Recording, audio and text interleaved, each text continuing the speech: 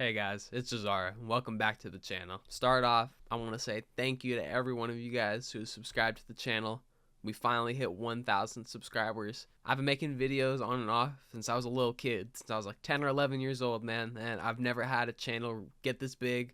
I've never dedicated myself so hard to a channel and tried to grow it, and the work's really paid off, and I'm just really glad. I'm glad you guys enjoy the content. This is going to be a Q&A video. I asked on my YouTube and my Twitter for questions for a video, and I'm going to be answering every single one that I got asked. It's only 24. Let's get right into it again. Thank you guys so much. I'm not going to waste any more of your time. Let's get into answering some of these questions. All right, starting off with the first question from Zandark. What are the goals with the channel? Also, thank you very much. This helps the community a lot. Thank you very much, Zandark. I'm glad that I'm able to help out the community. That is the goal of the channel. My goal with the channel is to create valuable content for you guys to help grow the competitive Smash scene. That's always been the goal. While my style originally, I was going to base it more off of PG stats, kind of tournament recap and stuff style. I feel like I'm going to be shifting away from that coming into this year. I'm going to be more documenting our game's rich history, telling different stories like how I did with the Renai video, how I've done in the past with Riddles. I got some different videos like that coming, like my Cola video. The reason that hasn't dropped is it's going to be really long. It's going to be an awesome video. You guys are going to love it. So yeah, the goal of the channel really is to just provide good storytelling and like documenting the history of the Smash community, man, because I feel like there's not a lot of good content out there. I've been inspired by some other creators as well to try and do content like this that's outside of the Smash sphere. I really enjoy like the types of videos I make. I make videos I would want to watch. So yeah, that's my goal with the channel. Just make entertaining stuff. All right, next question is from Orbo Flight, and it's going to be, who do you think are the lamest and coolest characters in Ultimate? Big character roster. I'm going to be giving you guys 3 from each category, coolest and lamest. So my 3 lamest characters, this is my personal opinion, Hero, Kazuya, and Luigi. Kazuya and Luigi, I hate touch-of-death characters. I feel like they're bad for the game. I'm just complaining, but that's my personal opinion. I hate those characters. And then for me, the 3 characters I think are the coolest are Sheik, Wario, and Diddy. I love all those guys. All my favorite players play those characters, so yeah. Next question's from my buddy Eldon. It's going to be, what are your thoughts on Ultimate doubles?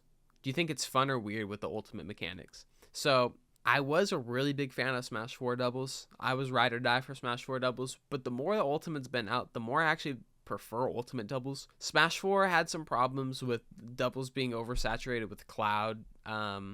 Basically, like the 3 best characters in singles were the 3 best in doubles, and if you were playing any other characters, you weren't trying to win. The grabbing mechanics in doubles were also really broken. You got free throws every time, you were invincible the whole time, and the window to punish was very, very small. Running up and grabbing people was broken. And with Cloud, Bayonetta, and Sheik, like they were so quick that getting grabs, you get them all the time. In Ultimate, you see a lot more character diversity, in my opinion. All kinds of different team comps. Like with 89 characters, there has to be different team comps. There can't really be one character that dominates the meta, in my opinion. So yeah, I always like watching doubles. It's really cool. Next question's from Average. What Smash 4 mechanics would you add back to Ultimate if you could? So there's 2 that I would add back personally. Actually, now that I'm thinking about it, is going to be 3. Shield dropping. I was very upset that they took shield dropping out of Ultimate. Running through people. I hate that you can't run through people. It adds all kinds of different mix-ups. And then perfect pivoting, because I was a machine at doing perfect pivots, so I would like those back. That was cool for Sheik combos and stuff, and I feel like so many characters would be able to do like some sick combos with it. From Default, we got, who's your favorite Smash player that isn't a Sheik main or secondary? Also goated content. Thank you, my man. I appreciate you. My favorite players are who a lot of people's favorite players are. So Tweak and Gluto would probably be my 2 favorite players who don't play Sheik. Definitely both of my top 3 as well. It's like Mr. R and then Tweak and Gluto. I'm also a big fan of Leo, Spargo, and Apollo Kage. Cola as well. Those are all players I like to watch their tournament matches. I go out of my way to watch them. Next question is going to be from Metro Retro. It's going to be, do you plan to make videos talking about Smash players from different regions? Examples like Japan, EU, South America, and other smaller regions that people from North America most likely don't know about. So yeah, this is something that I'm kind of planning on implementing next year. I gave it a try with the Midwest Hidden Boss video, and I felt like it did pretty good. I'm planning on doing some similar kinds of content to that this upcoming year. Hopefully like 1 a month of those kinds of videos. I got one lined up. Next one, surprise anybody watching the video, Pacific Northwest players are going to be the next ones of just the U.S. We're not counting BC for that. But yeah, it's going to be 5 underrated players from there. So yeah, look forward to that. But I want to do, like, I want to cover, South America, different countries in Europe, underrated Japanese players, all that kind of stuff. I want to reach out to all the communities. I want everybody to be, like, into the game, because that's how I feel about it. From Unlikable Guy.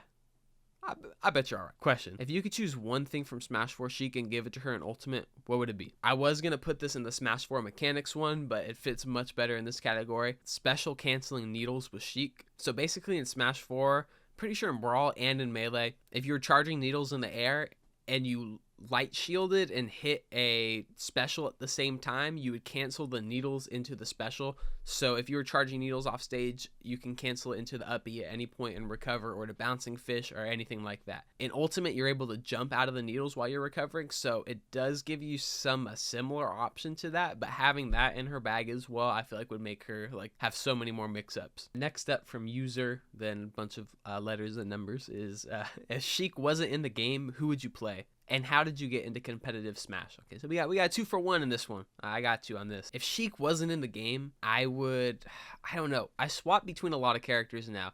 Sheik is definitely my #1 most played, but I like to play a lot of other characters for fun.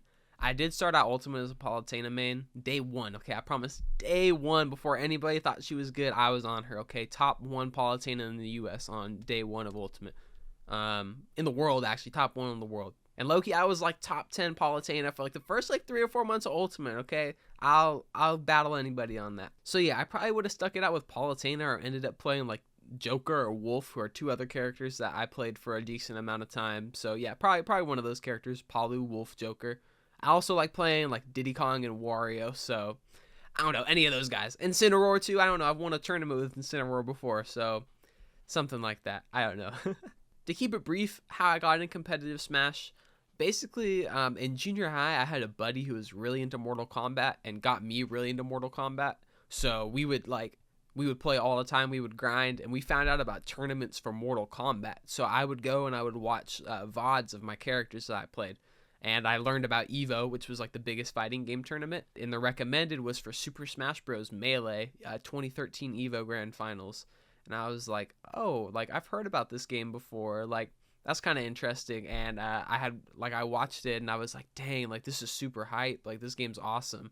And somebody in the comments was like, if you wonder why people are still playing this 10 or 15-year-old game, watch the Smash Bros documentary. It'll explain it perfectly. And I was intrigued, so I went and I watched it, and I binge watched it all in one day, and I've been hooked ever since, man. I was in 2014, I think. Also, Wombo Combo is kind of how I also got introduced to it. I never owned Smash growing up. My first Smash game was Smash 4. I had played Melee and Brawl a little bit growing up, and 64 as well, just all over at people's houses maybe once or twice. I remember when the MLG meme era, Wombo Combo was really big, so that had me familiar with Smash. So when I had watched the VODs, I matched 2 and 2 together. MLG montages somehow got me into Smash as well in some weird way. Next question from Proof Block. How much money would it take for you to have a very loud bird with you at all times? Birds like a pelican or something that's very noticeable.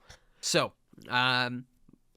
honestly, my answer is I'll do it for free, just because I grind harder than anybody. I'll do it for free. It's no big deal. Now, but for real though, if I really did have to have a big loud bird follow me all the time, I would need at least $50 million, generational wealth money. If I'm gonna have that annoyance bother me my whole life, I at least want to set my family up with some money, The last question for YouTube from my buddy Alberto. Shouts to Alberto if you're watching this video. What has been your Smash journey since high school? To keep this kind of short, end of junior high, freshman year of high school is when I was watching the VODs. Freshman year of high school, 3DS demo comes out. My buddy that I played Minecraft with, Eroy, shouts to Nick, gave me a copy of Smash for the 3DS because he won 3 copies off of Twitter. And I played the demo and I was super hooked on it. Wii U came out. I started a Smash Bros club at my school. You can't even see it. It's up here. I'll take a picture of it and put it in the video, but I have the Smash Bros club poster in my room still to this day. We had Smash Bros club, and I hosted a couple of tournaments with my friends at this church that my best friend's mom worked at. From there, I started going to my local tournaments and traveling around. We had a PR. So originally, like, my region's basically 3 big cities, and eventually they all combined together for one big PR, but I was rising up through the ranks in my city, and I started traveling to the other cities and, eventually rise through the ranks. First PR, I was number 14. Then next, I was 5, then 4, then 3.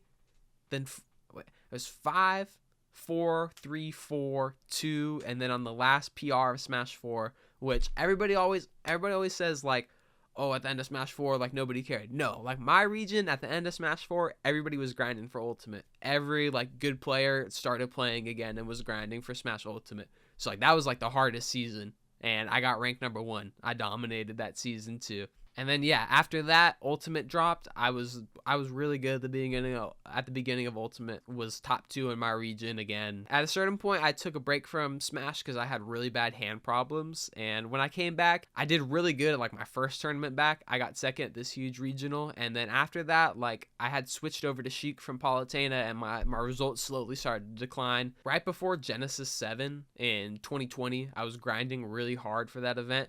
But after that, I had kind of made a vouch to myself that I wasn't really going to compete anymore outside of locals. And then funnily enough, COVID happened right after that. So it was perfect timing for me. I was like going to retire and there was no more tournaments. So I went on. I was just chilling over COVID. I didn't really play Smash at all.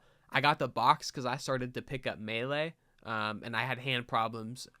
I don't play on the box in Ultimate, by the way. And then when COVID was ending, I was interested in playing again, and I've been grinding since then. I came back and I really wasn't that good. Like, I couldn't even consistently top 8 the locals. And then I went on a grind, and from like April to May of last year, I was getting really good again. I hadn't won a tournament since the beginning of COVID, and I won out of 4 tournaments I entered. I won 3 of them, and then the other one I got like 4th, and it was really stacked. So it was like a good run, and I got 3rd at like this big regional event that we had. So like it was like a really good run from me, and I got 3rd on like my local PR. So I was hyped about that after not being ranked for so long. Right now, I've been chilling, though. Because of work and school, I can't really make it to too many events. The story, kind of, the timeline of what's happened with my Smash career. So that's going to be the end of the YouTube comments. I'm going to switch over to the Twitter comments now. All right, the first question from Twitter that I got is going to be from my good buddy Oat, who asks, who are your favorite 3 opponents you've ever played in bracket? This one's really hard. I've been competing since 2015, so I've played a lot of different people. The 3 that I went with are MKLeo. I've played him twice. I played him once in Smash 4 and once in Ultimate, and dude is insane at Smash. He's the best to ever touch the sticks in Smash 4 and Ultimate, period. Aether, who's a local player, and Boasty, who's another local player. Those 2 guys, like, whenever I played them, I always had to play my best. I could never slack against them or anything. HM is my other boy Eldon, who's same thing. He was my bracket demon. So like those 3, and then MKLeo. All right, next question's from my boy Diamond Dawn Fan, aka Matan, my boy. What is your favorite Smash memory from both Smash 4 and Ultimate? So 1 memory from each. So I got 2 for each game. Because I'm really bad at deciding. Expect 2s of a lot of these answers because I can't just choose 1. So in Smash 4, it was either getting number 1 on the final PR. People who were in my region knew, like, since we had the first PR, I was like, I'm going to get number 1 on the PR. I was the little anime character in the scene, the little protagonist, and it finally happened. I grinded so hard. I studied everybody in my region, and like it finally paid off, and I won, and I got that number 1 on the PR, and it just felt so good. And then the other one was making it out of pools at this tournament called Hyrule Saga. It was one of the last really stacked Smash 4 tournaments, and it was Legend of Zelda themed. And I was able to make in the top 28. It was the first time I had ever made it out of pools at a major as well. And it was just a really awesome feeling. Like, it was really awesome. I was able to make it into the top 128 at my character's themed event. And, like, I made a couple upsets. There's this good French player named Ogi, or Og. I don't even know how to say his name. But I lost to him. Game 3 last hit, bro. I threw it so hard. He did normal get up, and I knew he was going to freaking Raptor boost, dude, and I choked so hard. I got so nervous, and I didn't shield, and he just Raptor boosted me and killed me, and, like, I read it. I was gonna forward smash him out of shield and get him, bro, but I lost that. But I ended up making it out of pools, man, and like I had never felt so good in Smash before than I did at that moment. I like popped off super hard and everything. For Ultimate, the first one I picked is spiking MKLeo at Genesis 7 on the stream, bro. Nintendo account tweeted it out. Like, that was crazy. Everybody hyped me up. Dude, when I came back to the locals, everybody's like, yo, Jazara, bro, you spiked MKLeo on stream, dude. You're a savage. And I'm like, you know. It was just awesome. Like, having all the homies at the event too come and hype me up after that. And then the other one happened at the same tournament. So maybe I would just say that whole tournament's my favorite moment. But I met this artist I was a really big fan of at the time. Don't really listen to his music as much anymore, but he was a really cool guy. Convolk's his name. I got a picture with him back when I was really ugly looking. And yeah, no, it was just awesome meeting him. Me and him chilled for like 30 or 40 minutes. Like, we were like on first name basis. He offered to buy me some snacks and stuff. We were just talking about Melee. He was asking me about like how I did Ultimate and stuff. So yeah, it was really cool getting to meet him. The next question's from my boy Noobmaster805. It's going to be, what's your unpopular Smash opinion? My unpopular opinion is that I really like Smash 4 a lot. But for real though, I mean, that's the truth. But for an actual like unpopular opinion, I don't like how a lot of people think about tier lists. A lot of people, in my opinion, make tier lists based on theory and not what actually happens in tournaments, which is what I value the most. So like, I main Sheik, I know, but a character like Sheik, for example, in theory, very strong.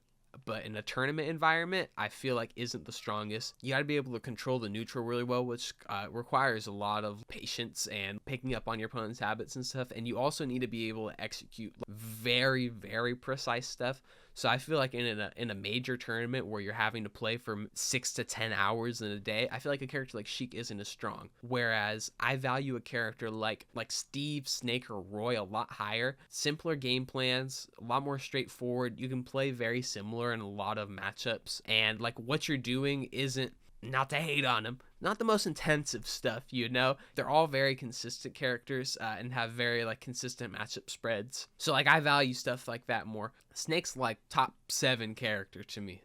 I feel like he rises up a lot in the tournament compared to a character like Sonic, who his game plan is basically based off of playing perfectly and not letting the opponent hit you and not interacting. And while that can be easy to do that, every set, 10 sets in a row is exhausting mentally. So I feel like that's why he falls as well.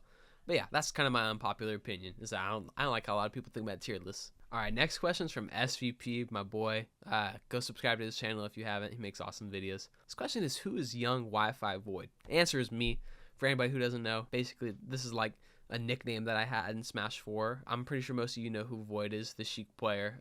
In Smash 4, he was known for being very technical, very tight executions and long combos. And I was basically like the Walgreens online version of him. So I got the nickname Wi-Fi Void because like I was able to hit like the big long combos online, and like my play style was more execution than brains. So I got the nickname Young Wi-Fi Void from the boys, and honestly, it's a nickname I'll take. I'll take being Young Void, man. Okay, this next clip is from Pascal, and it's gonna be, what is your favorite combo / clip you've ever hit? There's a good amount. If I hadn't showed the MKLeo clip already, I might have picked that, but I'm gonna show you guys this one right here. So to get some context for this match, I'm at this regional tournament. I just made it out of pools. I'm the 9th seed. This guy's the 8th seed. I am notoriously very bad against Mario in Smash 4, but I had been grinding the hell out of the matchup, and I finally got the chance to play against a high-level Mario that wasn't my homie Eldon, who like just knew how I played, and I really proved myself. So I had lost game 1 due to killing myself, and then won game 2. Game 3, I was kind of getting beat up. I felt like I was getting downloaded, but I wasn't out of it. Bringing it back a little bit, and we get to this situation, and this is the craziest read I've ever made. He doesn't have to. He can sit on a platform, you won't get needled. Yeah. So yeah, Battlefield, Mario against Sheik. Supposed to be shoot the needles, read that. Yeah. Go for the F tilt. Oh no. Yeah, with the second hit. Oh my god, Jazara takes it. What the heck? So yeah, hit him with the frame trap, F tilt, up B. Read that he's gonna air dodge down that way, hit him with a reappear, and then read that he's gonna roll in and hit him with the up smash. I popped off really hard. He was not very happy about it. Probably, I mean, I wouldn't have been happy if I got popped up on either, so it's pretty fair. Everybody in the crowd popped off because they had it like playing on a projector at the tournament, and everybody popped off. I remember like Nico and like I think there was like somebody, like two other guys who came up to our tournament from SoCal, and they were like, dude, that was godlike. Like, that's the craziest read I've ever seen. Like, Nico was hella hyping me up. And I ended up playing him right after, and I took a game off of him. It was against his Roy, but he beat everybody else in the bracket with Roy. So I was the only one who was able to beat it. The next question that we got is from J Liberty, which says, when can we get the Goose collab? Goose, unfortunately, isn't in the room right now and doesn't really like to get picked up, but I have another cat, too. His name is Boots. This is Boots. He's long. He's got a little stinky face, but he's a cute boy. I can't even say he's nice, but he's not as mean as Goose. He's sweet. He's lovable. He'll let you pick him up. Yeah. Goose collab. Next time I have a video that has my face in it, I will put Goose in the video. Promise. The next question is going to be from Rose Moment. What was the most pivotal / important moment in your Smash journey? Congrats again. Thank you. The most pivotal / important moment in my Smash career, it's between two different moments. So the first one was going to be against Boasty, who was somebody that I had mentioned before. At the time, I was in my region. I would say I was like the number, like the 18th best player in my region, right? And this guy Boasty, he was like top 3 in the region. I had played him at a local 2 days before that for the first time ever, and he destroyed me. So I was really nervous playing against him, but I had all the boys behind me in the crowd hyping me up, right? I remember I take game 1. Game 2, he comes back, and I was like, damn, I think he kind of got me downloaded, but I'm going to jank him out. I'm going to counterpick him to Lilac Cruz and see what I can do. So this is in Cheek Diddy in Smash 4, by the way. Take him to Lilac Cruz. It is like last stock, last hit, game 3. There's like, no joke, 25, 30 people behind us watching the match. There's never been another set in my region that's gotten that many people to watch it. I will put money on that. Everybody was watching that set. He like pulled a banana, threw at me. I shielded it. I threw it at him, and he double jumped, monkey flipped, and I read it, and I hit him with the up air, and I killed him off the top. I popped off so hard. I was like, yes, dude, yes, yes. And like all my homies from my city who I carpooled with came up, and they like one came from behind me and picked me up and like brought me over, and they were all like, yeah, popping off. And the homie Boasty Levi, he was not very happy about it. And his homie was like, you shouldn't have lost that, bro. You shouldn't have lost that. And I was like, man, I got that. I deserve that. And then the other one was against my buddy Eldon. He was like the best player from my city, basically. He like ran our city. I could never beat him. I think I was 0-18 against him before this set at Central Coast Showdown, I believe is what it was called, or Central Coast Slowdown, one of the two. That bracket was crazy. So, like I had mentioned before, notorious Mario hater. Do not like Mario. Round 1 of top 32, I had to fight against Louis Money. Top Mario at the time was like really leveling up. Lose to him 2-1, which was really like good. We had a good set. It's on YouTube if any of y'all want to watch it. Fall into losers, immediately have to play against this good Mario from my region named Spider Revis, and I'm able to beat him 2-0. Then my next match is against Eldon, who also mains Mario. So I got 3 Marios in a row who are all like really good. Eldon we're playing, and I remember like it was game 3 last hit, and I either hit him with a 50-50 off F-tilt or I bouncing fished him off stage. But I remember, like, I stood up and I was just like... I just put my hand out there. He's like, dude, it's okay. You can pop off. And I was like, yes! I finally beat Brian!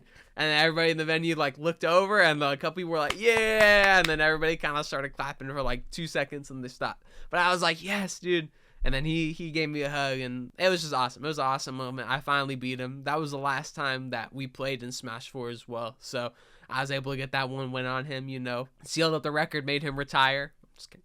Shouts to Brian. Next question is from Dane, aka Peon, another player from my region, good rival of mine. Shouts to Dane if you're watching this video, man. His question is, it was the most liked question as well out of any of these. So, any unexpected benefit you've observed in your personal life that you credit to your competitive Smash career? I have 2.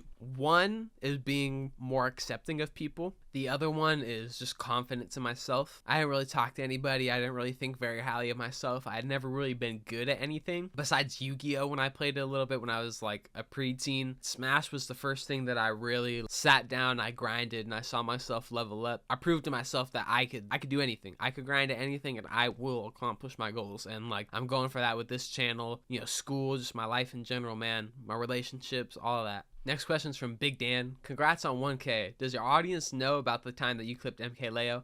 If they didn't, they know now. But for real, what's the origin of your tag? So the origin of my tag, pretty simple. When I was in like third grade, we were at recess and we were playing like a ninja game, and we had to come up with like cool sounding names, but had to be similar enough to our actual names. I chose something with JA, and I just came up with Jazara. And I ended up finding out it's an actual name. It's a girl's name, actually, which is kind of funny, but I stick with it. I've been riding with it for so long, I'm not going to switch it now. It's been like... the next question is from my boy Jake, aka Splarf. It's going to be, will you branch outside of Smash content? If so, any clue on what? So, yes. There is a plan to branch outside of Smash content. I do have a second channel. It's called JZ.